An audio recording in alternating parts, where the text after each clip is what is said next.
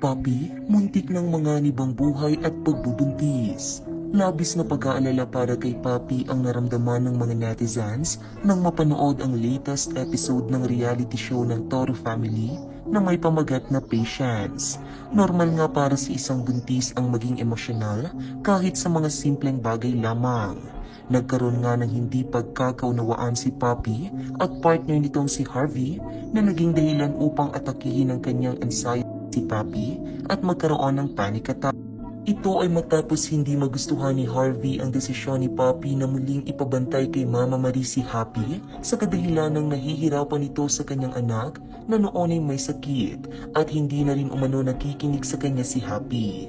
At dahil buntis nga si Papi at may pagkamaselan ang kanyang kalagayan na madalas naninigas ang kanyang tiyan, nagdesisyon nga siyang humingi na ng tulong kay Mama Marie.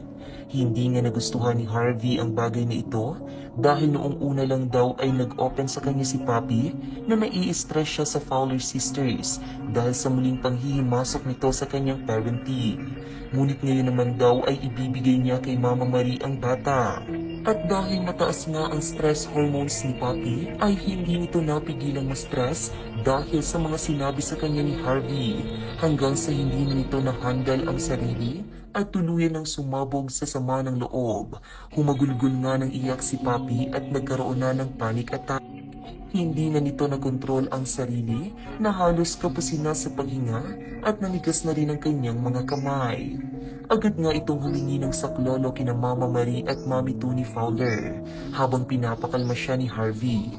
Medyo natagalan pa bago makarating ang magkapatid at nang dumating nga ay sinabi kaagad ni Mama Marie na isugod na sa hospital si Papi dahil hindi na maganda ang kalagayan nito. Sa pangyayaring ito ay muntik nang malagay sa alanganin si Papi, lalong higit ang pagbubuntis nito, lalo na't masela ng kalagayan niya. Kaya naman dinoble ng OB ni Papi ang pampagkapit at pinayuhan na magdoble ingat rin dahil hindi nga normal ang mga nararamdaman nitong paninigas ng tiyan, gayong hindi pa naman niya kabuwanan.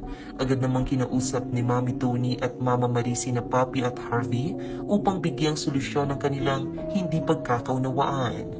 Aminado nga si Harvey na siya ang may mali dahil dapat raw ay may mas malawak siyang pangunawa sa kalagayan ng kanyang asawang buntis. Hindi na pinahaba ni Harvey ang diskusyonan at humingi kaagad ito ng paumanhin sa Fowler Sisters lalong higit sa kanyang partner na si Papi.